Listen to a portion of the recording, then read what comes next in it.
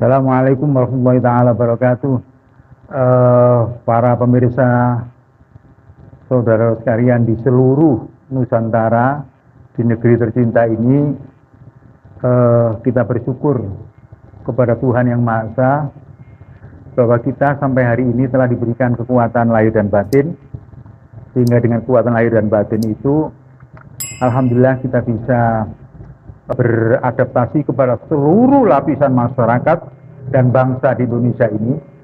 Ini penting karena Undang-Undang Dasar telah menjamin daripada untuk bangsa ini agar ke depan menjadi bangsa yang cerdas dengan wawasan yang internasional. Oleh karena itu, secara kebetulan saya telah membaca tulisan daripada Saudara Profesor Ramli Atmasasmita, seorang guru besar di bidang ilmu hukum Universitas Padjadjaran, pada tanggal 17 Januari yang lalu. Terus terang saja, saya selaku akademisi tentunya saya wajib memberikan kritik sosial, kritik abound, kritik yang sifatnya itu mencerdaskan bangsa. Karena menurut pendapat beliau, Profesor Ramli Atmasasmita ini, bahwa yang dikatakan pasal 359 KUHP terkait dengan kasus Kanjuruhan, terbunuhnya generasi milenial sejumlah 135 dengan mati yang sia-sia. Dan beliau menafsirkan bahwa itu ada delik culpa, ada delik yang sifatnya itu kelalaian. Kalau saya itu menafsirkan tidak demikian. Saya beda pendapat dengan beliau. Karena di dalam pasal 359 itu adalah satu penerapan hukum yang sangat ringan sekali. Lah ini manusia ini korbannya itu 135.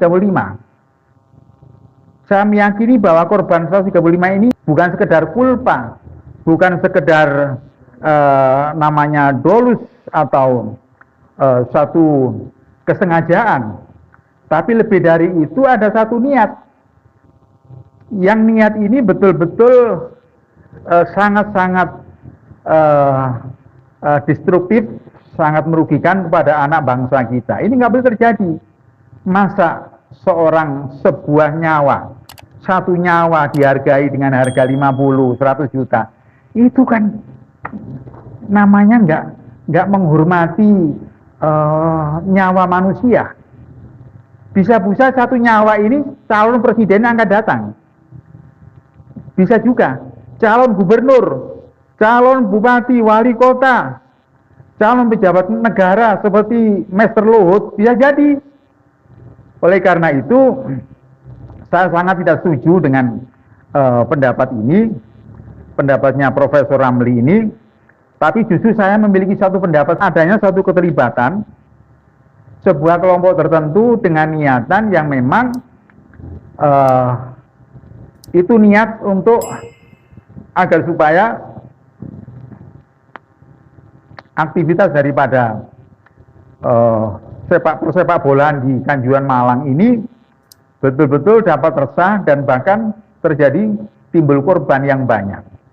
Saya yakin, kenapa saya memiliki komitmen seperti itu? Seharusnya yang namanya water cannon, yang namanya gas air mata itu sampai terjadi, karena ini adalah sebuah kerumunan massa yang betul-betul mereka itu dilindungi undang-undang. Mereka ini dilindungi oleh FIFA, organisasi internasional yang betul-betul mereka itu melindungi sekelompok football yang ada di dunia. Nah, pertanyaannya, apakah sebuah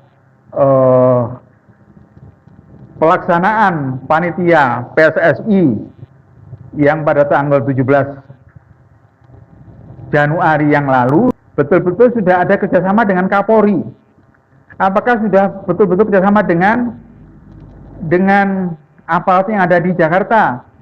Apakah sudah betul-betul dengan minimal itu menyampaikan informasi kepada FIFA?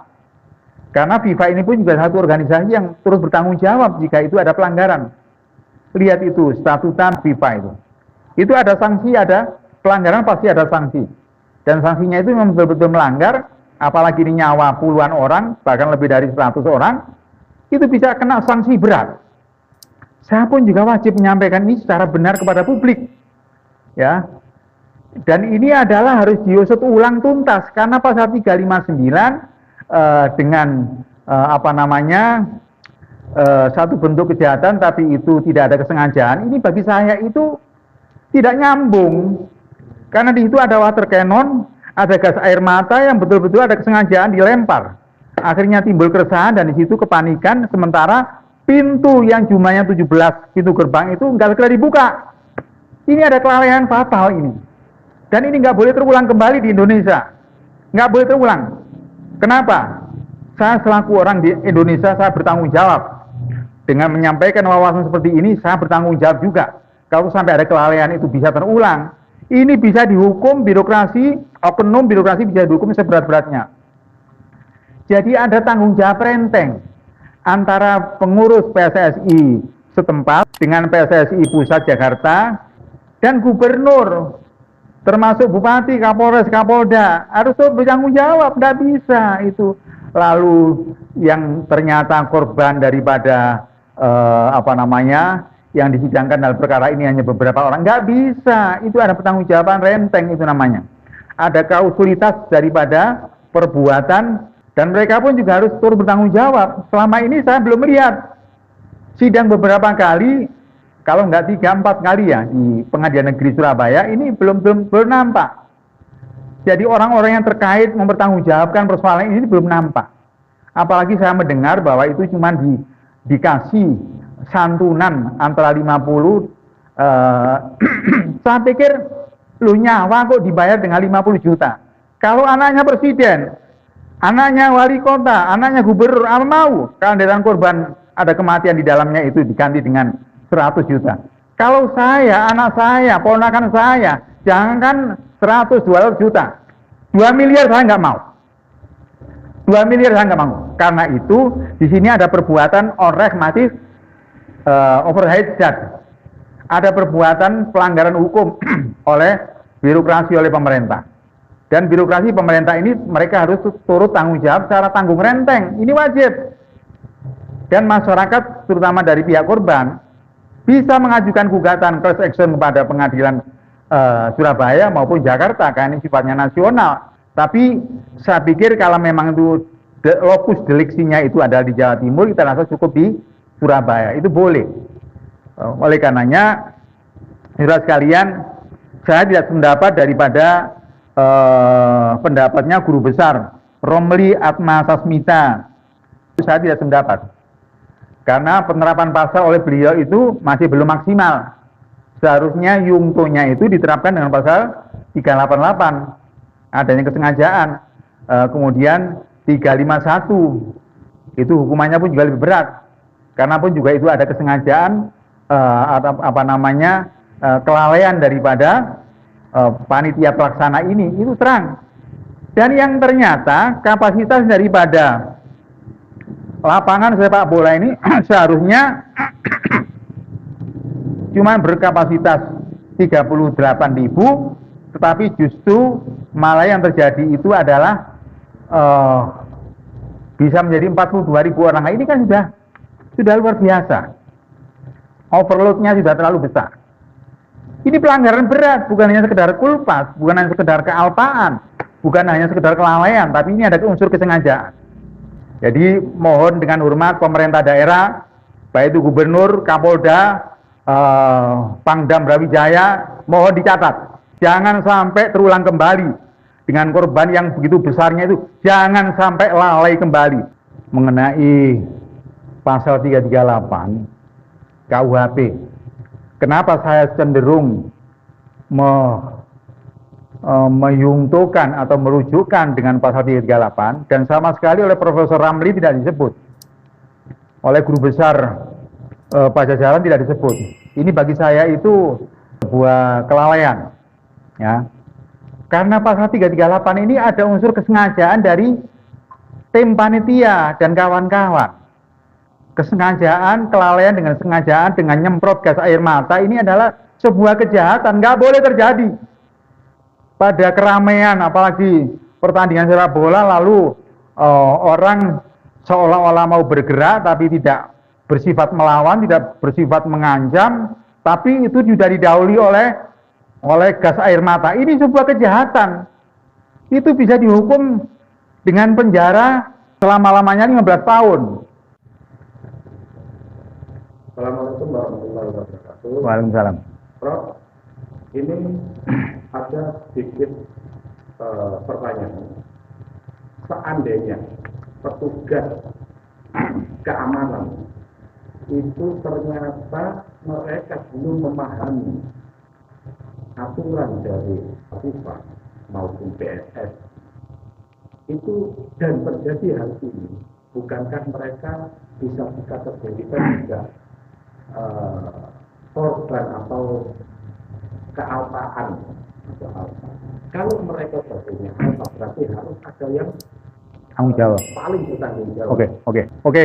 Ada satu pertanyaan dari masyarakat, salah satu tokoh masyarakat.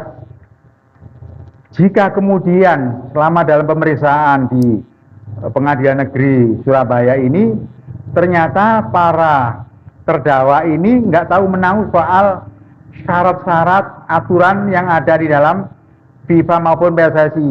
Ini bagaimana, Pak? Berarti kan mereka ini dikorbankan. Betul, itu bisa terjadi. Kalau betul-betul orang yang disangkakan, didakwakan, atau dianggap terdakwa ini betul-betul mereka itu nggak tahu, karena dia itu hanya sekedar untuk mengganti nama daripada oknum-oknum terkait, korban ini bisa menuntut, nggak perlu khawatir, korban bisa menuntut kepada panitia atau mereka yang bertanggung jawab dalam hal PSSI maupun FIFA ini. Oleh karena itu, saya dan rekan-rekan kami akan segera kirim surat kepada FIFA.